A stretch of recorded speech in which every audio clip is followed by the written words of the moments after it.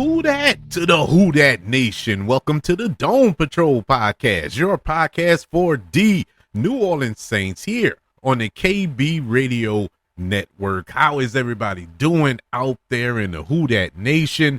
We've arrived to week 5 of the NFL season, where the New Orleans Saints, who now sit at 2-2 thus far, will take on the reigning, defending, undisputed Super Bowl champions from just this past season, the 4-0, yes, undefeated Kansas City Chiefs, this Monday night on Monday Night Football in Kansas City. Yes, they're traveling to Arrowhead, and this will be the biggest test for the Saints the remainder of this season. The Saints will not play anybody as prominent as this the rest of the season.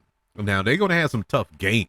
I'm not saying it's a cakewalk the rest of the way, but this is pretty much the last of the juggernaut teams that they have to play. And they really haven't played that many this season. It's only 4 games in, and they sit at 2-2, but the Saints should be, shoulda, woulda, coulda, 4-0 along with the Chiefs right now. And the Chiefs, honestly, can easily be 0-4. They can flip theirs as well. These two teams are, I can't even describe how opposite they are. The Saints play good for 3.5 quarters and don't know how to finish a game. The Kansas City Chiefs play horrible for 3.5 quarters and somehow pulls it off at the end of every game. It's mind-boggling. Now, a lot of people point to the refs. A lot of people point to cheating or whatever, but they do find a way to finish these games and win them. Good teams find ways to win. Bad teams find ways to lose, which leads me to our New Orleans Saints. And it pains me to say that, but it's the truth. That's the saying. It shouldn't change because it's our team. Bad teams find ways to lose. And the Saints for the past 2 weeks have found new and inventive ways to lose. We're coming off a game against the Atlanta Falcons where we didn't allow an offensive touchdown and we lost. We didn't allow 1 yard of opposing team offense on their last 2 drives, but we lost. It's amazing to me. It's amazing, and people point to the defense. All week I've been listening to these sports talk shows and all this here, and fans of the Who Dat Nation, they're calling up these shows and saying how the defense failed us and all this here. I'm like, what game did you watch? I mean, honestly, it was that one bad play by Paulson Adebo. One bad play. And people ragging on Paulson Adebo, but Paulson Adebo got us an interception earlier in the game. He got us one last week, I believe. Paulson Adebo has been doing a good job. The problem is they keep picking on Paulson Adebo because opposing team quarterbacks utterly refuse to try Lattimore's side. And so they're going to continue to pick on Paulson Adebo. And so I don't care if it's Darrelle Revis or Deion Sanders in his prime. They're going to test these cornerbacks, and eventually they're going to get it. It's inevitable. It's going to happen, and it happened to him. It just so happened to happen to him at the wrong time. Speaking of wrong time, the Saints they're going through this losing streak at the wrong time. Just this past Thursday, the Buccaneers and the Falcons went at it on Thursday Night Football, and a barn burner, may I add. It had to go into overtime, where Atlanta came out victorious in that game, and now the Atlanta Falcons sit on top of the NFC South. Now, it just goes to show you how quick things can turn in a short week. In a week and a half, things have flipped completely. This time last week, the New Orleans Saints were first in the division. Atlanta Falcons was third. Now we fast forward a week later. Atlanta's on top of the division. Saints are third. Just that quick, just like that, snap of a finger. It's amazing. Yes, Atlanta is now 3-2. They beat Tampa, who is now 3-2 as well, and the Saints sit at 2-2 and face this dynasty of a team coming up this Monday night. There's a lot of I don't want to say there's a lot of stakes in this game, but there's a lot of stakes in this game. Normally, this wouldn't have been a big game. It's an AFC team, not going to really affect us in the playoffs if we were to lose. But how this division is shaping out, this is going to be a dogfight to the end. And so you need every win you can get, and especially now because Tampa, you almost had to cheer for Atlanta Thursday night, which was sickening to my stomach to do. But thank God that they did beat Tampa, because just imagine if Tampa would have won Thursday night, Tampa would have a 2-game lead going into our game against them next Sunday. And so that is a big help for us, especially if we can pull off this win Monday night. But we'll get to that when we get to that. But that was huge as far as helping us, because now it's only a game. It's only one. We're only one game behind. Hopefully, we can tie it up, But as it stands right now, even if we lose Monday night, we'll only be down one game in the division, and that's the most important thing. That should be the focus. Don't worry about a number 1 seed. Don't worry about the seeding. Just worry about the division. If you win the division, life is good. And now, what's going to make our task a little difficult going up to Arrowhead this Monday night is this doggone injury report. Now, I'm going to talk about what everybody's been talking about all week. I'm going to get to that with this potential trade thing, but I want to talk about this injury list because it ties in to that potential trade for Davante Adams. And it's going to make sense when I get to it. But let's run down the list of players who are, my God. I mean, keep this in mind, people. I need y'all to focus on this for a split second. There are 53 men on an NFL roster, which means there's 53 men in the New Orleans Saints as far as active players, right? 53. Saints released their injury report on Friday. 15 players are on the injury report.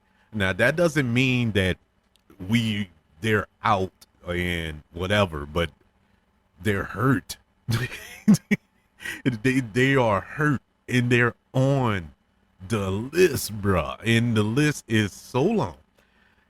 When I read it, I was like, is this the starting team? I mean, think about it.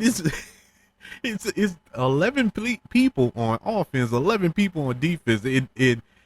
There's 15 players who are hurt on this team, and that's the ones that we know about. We know there's some that's dealing with little nicks and scuffs and all this here, from playing the last month.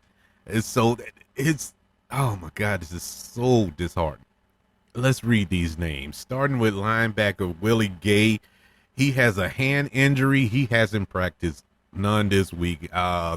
They haven't really said if it's broken hand or anything like that. So I don't know the extent of the hand injury. Remember, he left the game Sunday with that same injury, and he hasn't played or practiced since. You can pretty much bank that he will be out. Tight end Taysom Hill. He has fractured ribs.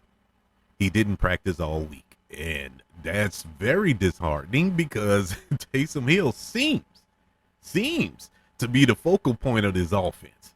The offense goes as Taysom goes, and He's not going. That not with fractured ribs. Guard Cesar Ruiz. He has a knee injury. He didn't practice all this week either. Center slash guard Shane Lemieux, ankle. He didn't practice none this week. Defensive end Peyton Turner, knee. He didn't practice none this week, and that is the one name on this list that I'm not shocked at. You know why? Because he got a sack last week, and you can set your watch to it. Whenever he comes in the game and does something good, he's hurt. It's since they drafted him, and sure enough, he's hurt. Didn't practice all week. Kicker Blake Groupie has a right hip injury. He didn't practice on Thursday. He was a participant on Friday. He is expected to play. I don't know. I don't even know how he hurt his hip. I don't even recall him being hurt in that game. But yeah, he was on the list. Linebacker Demario Davis. He was limited all week with that hamstring. You know, he missed last week's game, his first game he ever missed in his entire career due to injury. It looks like he's on the road to recovery to return. Our rookie tackle, Taliense Fuaga, he has back and knee issues. He was limited all week, but he is expected to be ready for Monday night. Running back, Alvin Kamara, hip and ribs. He was limited all week. We found out on Sunday during the game, at least I did, that Alvin Kamara is playing with a broken rib. He played that game with a broken rib and some hip issue. I mean, all this, he's playing through it, and he is trying. And the production that he gave Sunday was phenomenal. To say he had one less rib to deal with, it was amazing, man. The dude is doing the best he can. He needs help though. He needs help. Tight end Juwan Johnson, Mr. Run out of bounds when there's nobody around me and catch a ball. He has a forearm injury. He was limited on Thursday, but he participated fully on Friday. Not tight end. Defensive tackle Brian Brucey. He has an ankle injury. He was limited all week. Running back. Here's a name we haven't heard in a while. Running back, and this is a good sign to say this, the injury report. Kendre Miller with his hamstring. Remember, he pulled a hamstring or strained it, whatever he did to that hamstring, first day of camp. And haven't heard his name since. He was limited on Thursday, but guess what? On Friday, he was a full participant. And so we can probably be prepared to see him play on Monday night, which would be good, you know, because we need him, being as though Alvin Kamara is not 100%. So that is excellent news, to be 100% honest with you. Wide receiver Chris Olave, hamstring. He was a full participant all week.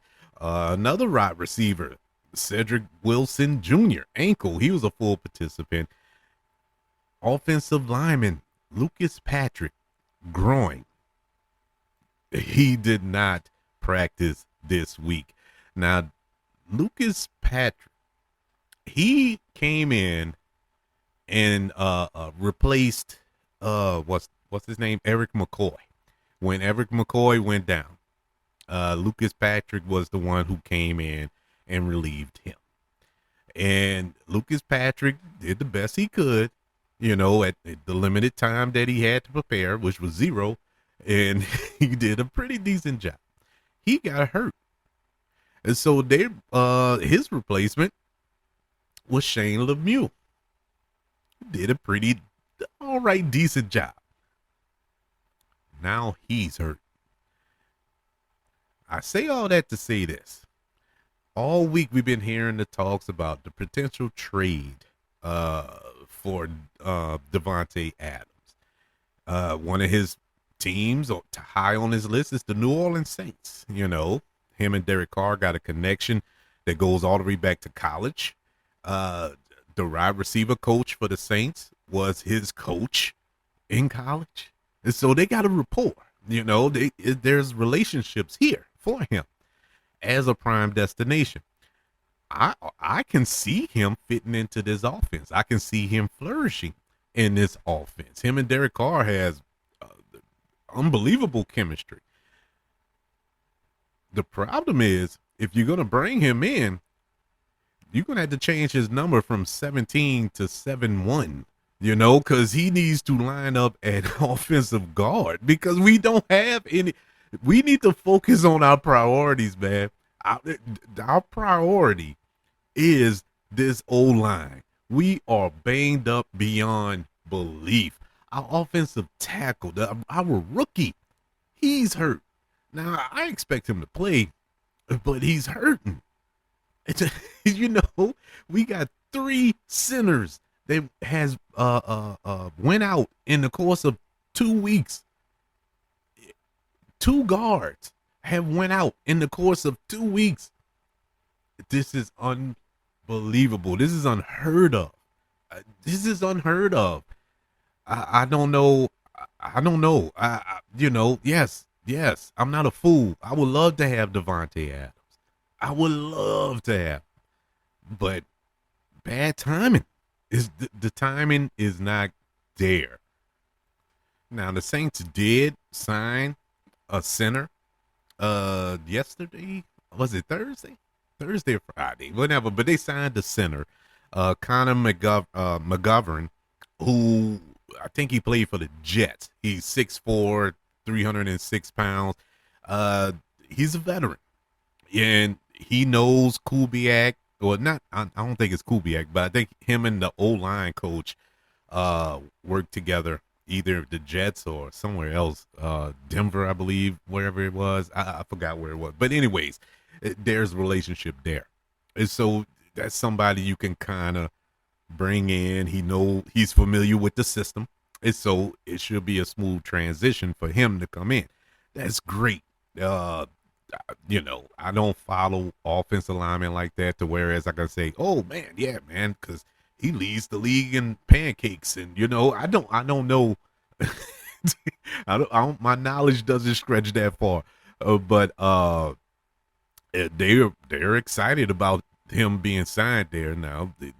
Hopefully, I can share in that excitement when he takes the field. I'm hoping it's not for long, hoping that it's not a permanent thing. I hope that our guys can come back healthy and take over like we took over the first 2 games of the season. But yes, he was signed to the roster.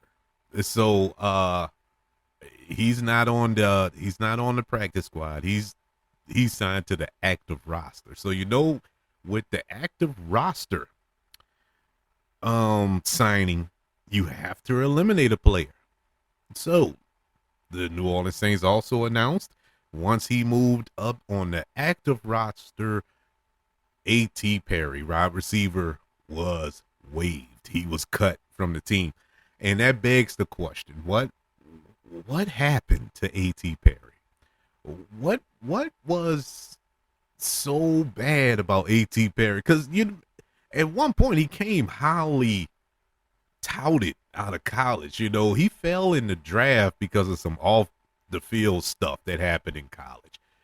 But I mean, everybody felt that the Saints had a steal with this guy. And what we saw some big plays from him the first couple of years he was here. Especially under Jameis Winston. Jameis Winston knew to look for A.T. Perry.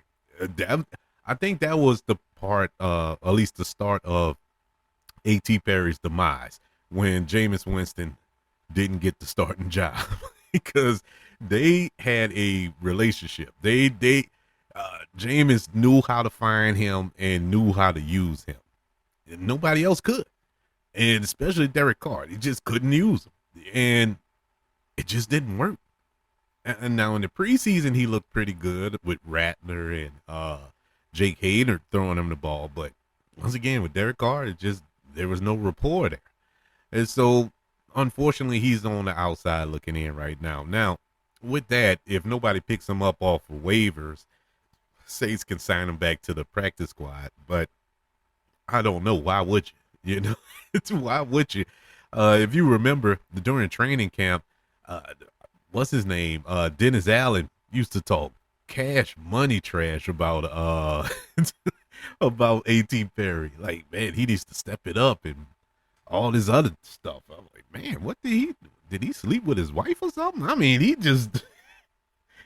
is going ham on A.T. Perry. But once again, we come around full circle.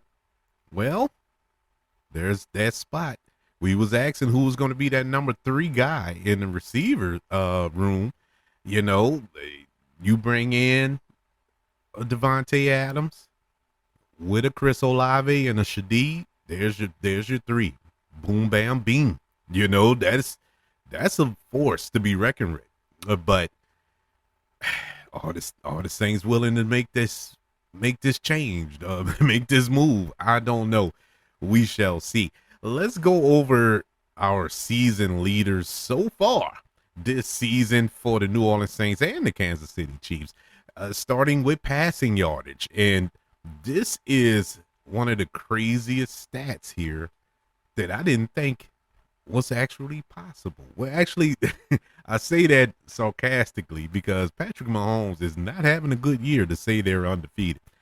Statistically, starting with Pat Mahomes, he is 83 for 121, 904 yards passing, 6 touchdowns, and 5 interceptions.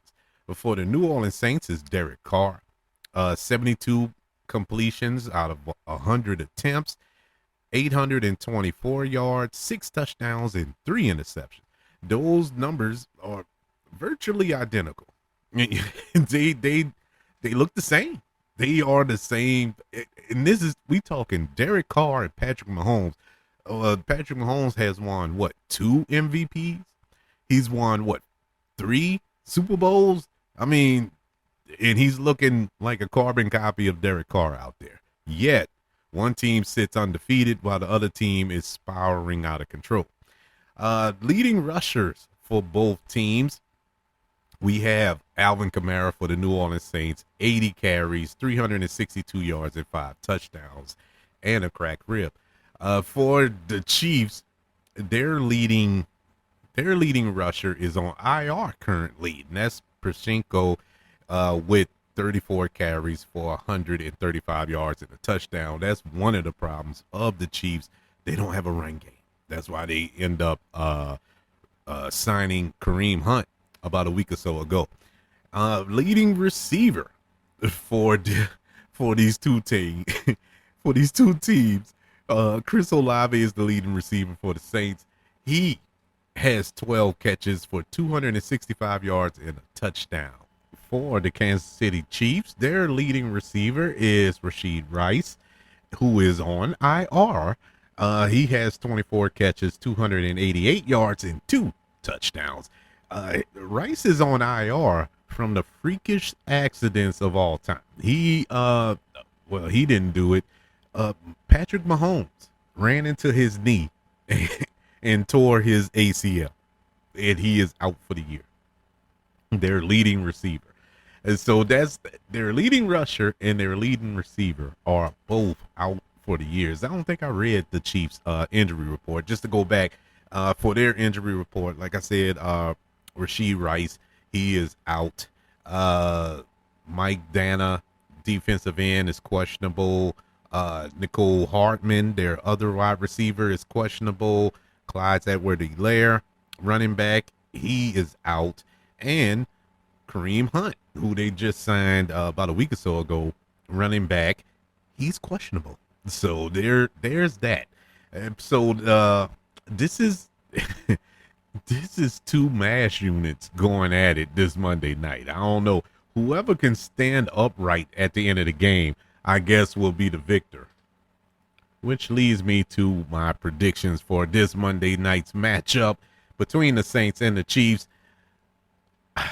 I gotta go with the Chiefs, and not because they're overpowering the Saints and because they're the champs or nothing like that. It's because Andy Reid, their head coach, is one of the best head coach to ever coach a NFL football team. He's been through it all. He knows it all. He's a championship winning coach. He's he's had it all thrown at him. There's nothing you can throw at him he hadn't seen, and he finds a way to win. Finds a way to win, and Patrick Mahomes finds a way to win. Do I think they're better than the Saints on paper? Not really. They're pretty even, in my humble opinion. But they just find a way to win. You know, if they're able to stick around towards the end, keep it close, we're in trouble. Now we can jump on them like we jumped on Carolina, like we jumped on Dallas, and keep our foot on their necks. Yeah, sure. Of course, we'll beat everybody like that. But you get what I'm saying. We got to come out hot and stay hot. We can't have wasted drives. We can't turn the ball over. We have to really play sound, fundamental football. The Saints can win this game in spite of the injuries, in spite of the lack of what's the word I'm looking for here? Joy or whatever, because all the joy is gone. That was here for the first 2 weeks of the season. Now we're heading back into depression mode. You can tell the players in their interviews and how they leave the field. It's like, oh, here we go again, back to the same old, and that's the way it feels. And the fan base is the same way. We're back into that mopey dopey attitude that we had last season, at least the last 2 seasons, I should say. But keep it competitive. Right now, let's not focus on trying to win the division. Not this week. This ain't the week for it. Don't worry about what Atlanta did. Don't worry about what Tampa is doing, Carolina is doing. Worry about your own self. Worry about this game. If the Saints can come and focus on this game, Saints can win. And my keys to victory for winning this game, if the Saints are going to have any shot at winning this game, Saints will have to find a way to contain Chris Jones. If Chris Jones is able to do what he wants to do and bully this offensive line that is broken, battered, and just I don't even know what to call it. Is it technically an offensive line? I mean, it is depleted all over the place. But if the offensive line can figure out how to keep him in check, the Saints can win this game. Saints need to run the ball. For the past 2 weeks, which ironically are the last 2 losses for the Saints, they have not been running the ball efficient like they did the first 2 weeks. Hence the 2 lopsided victories. Focus on the run game. You can, and those two things are linked together, because if you're running the ball, you're going to neutralize that pass rush that Chris Jones is able to bring. And so if the Saints don't run the ball, we're in for a long night, Monday night. And that's just that. Derek Carr isn't built to sit there and pick you apart. That's not who Derek Carr is. Yeah, it is what it is. I can't even say more on that. But anyways, that's my thoughts for this Monday night matchup between the Saints and the Eagles.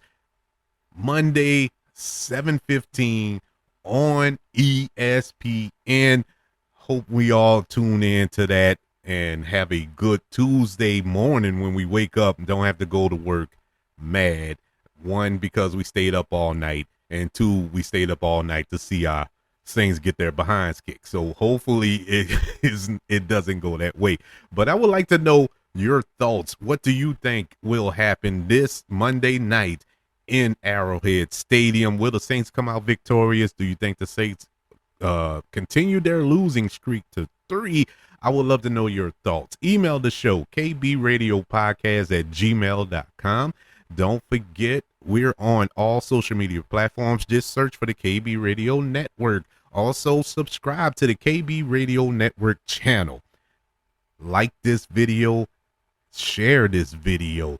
Also, don't forget about the 5 stars, the reviews, and sharing the show if you're listening on Apple Podcasts, Spotify, iHeartRadio, wherever you are currently listening to the Dome Patrol here on the KB Radio Network. Everybody, thank you for joining me for this preview of this Monday night's matchup between the New Orleans Saints and the Kansas City Chiefs.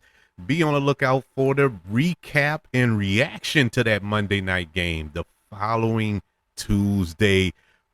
Hopefully, I'll be apologizing for saying that the Saints will lose. I have zero problems with that. But until then, I'm going to be screaming, "Who dat?"